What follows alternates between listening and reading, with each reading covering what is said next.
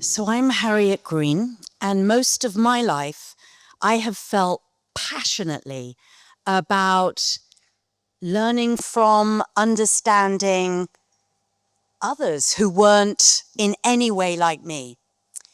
And as I began to work and to experience more of life, I began to see that it is because of people's unique differences, their different ages and sexes and colors and creeds and sexuality, as well as physical and cognitive abilities, that if you bring these people together, the solutions that can be formed and the whole problem solving that can be amassed, as well as it being unbelievably joyful and productive. And I began to question, why is this so difficult? Why is it so difficult, particularly from a generational perspective? The research shows that maybe there is some evolutionary marker that stops young people charging after those who came before, a sort of rebel without a cause or rebel with a cause gene. And for those of us who are older, as we feel more disenfranchised, we maybe have too much pride to seek out new ideas, younger people. And so the ideas that I wanted to share in the spirit of TED tonight are some of the things that I have experienced, some examples of what happens when you create a mission, when you bring people together from all of these different cultures and backgrounds, as I've been so privileged to live and work all over the world, what the outcomes and learnings can be. The very first of these, in 2015, I was privileged to run a large part of IBM across Asia Pac. 14 countries and a large workforce, half of whom were under 30.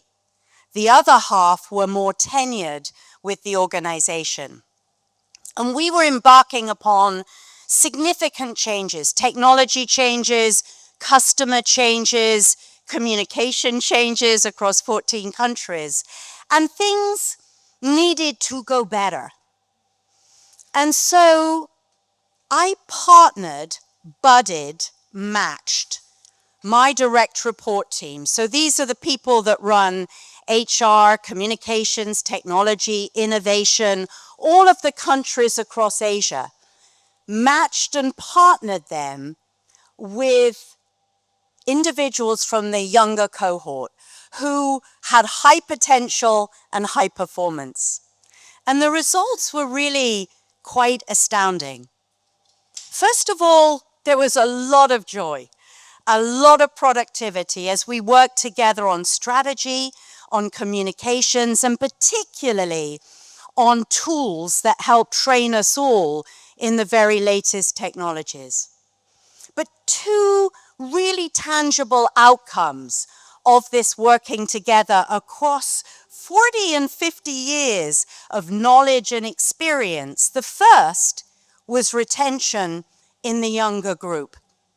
Having hired all of these graduates and young people, losing them because they didn't feel connected was just a tragic loss. And so retention in the younger group increased as they had buddies and connections and people they could trust to talk about their experiences. And the overall engagement of the total very large population also increased by over 5 points. And some of these relationships exist today.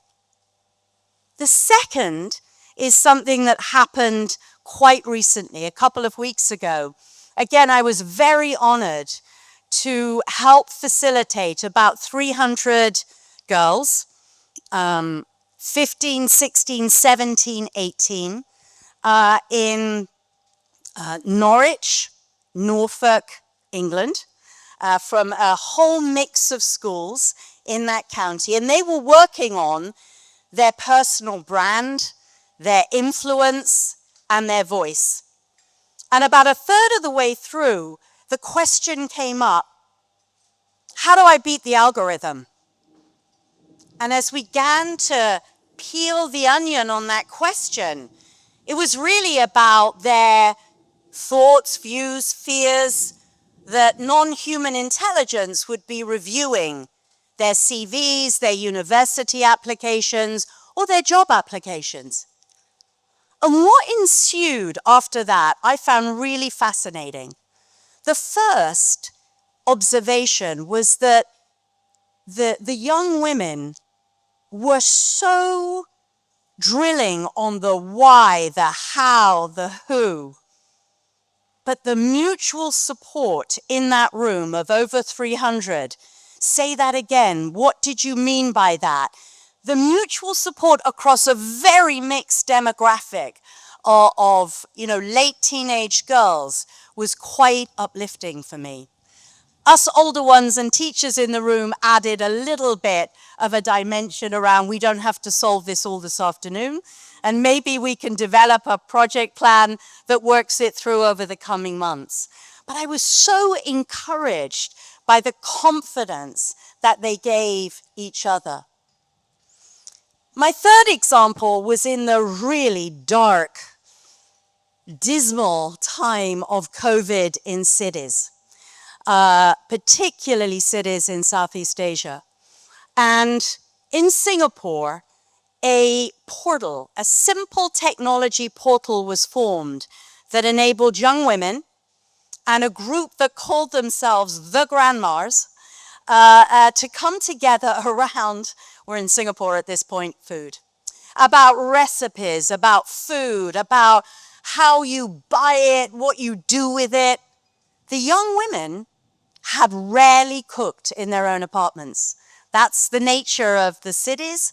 And the older group, the grandmas, were sort of trapped in their apartments. And what was so wonderful as they began to form these relationships was that the grandmas, well, they were so empowered. They were so pleased with themselves. They'd gotten on the portal and they felt they had value to add on a subject that was close to everyone's heart. And the younger women, they were like, wow, this is how you tweak.